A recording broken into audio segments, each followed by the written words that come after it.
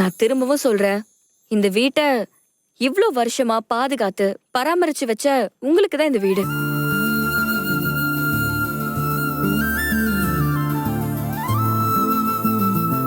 எப்பவுமே எனக்கு இந்த வீடு வேண்டாம்.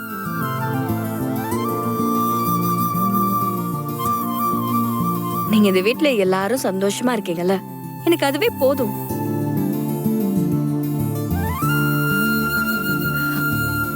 எங்க அப்பா அம்மா வாழ்ந்த வீட்ல வாழணும்னு ஆசைப்பட்டேன், வாழ்ந்துட்டேன்.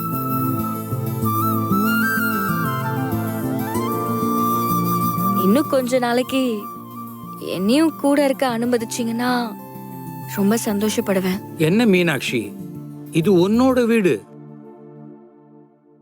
இத்தனை நாள் இந்த உண்மைய இப்படி மறைச்சு வச்சிட்டியே. Really you are great.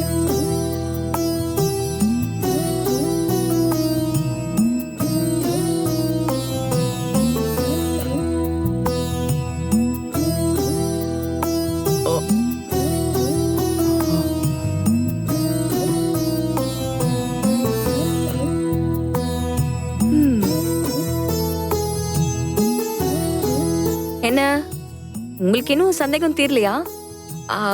தீரலனா உள்ள வாங்க. என் முதுகுல ஒரு மச்சம் இருக்கு, அதை நான் உங்களுக்கு காட்டுறேன். அதெல்லாம் ஒண்ணும் வேண்டாம். நீ மச்சம் இருக்குன்னு சொன்னல, அதுவே போதும்.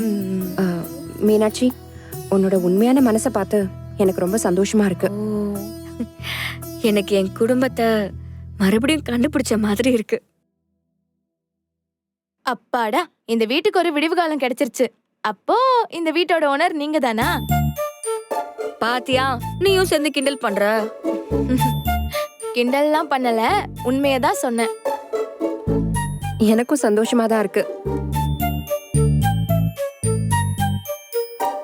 முன்ன பின்ன தெரியாத யாரோ ஒருத்தர் திடீர்னு வந்து இந்த வீட்டுக்கு சொந்தக்காரர் நான் தான் சொல்றதுக்கு முன்னாடி நம்ம மீனாட்சி தான் இந்த வீட்டுக்கு சொந்தக்காரி அப்படின்னா சந்தோஷமா தான் இருக்கு.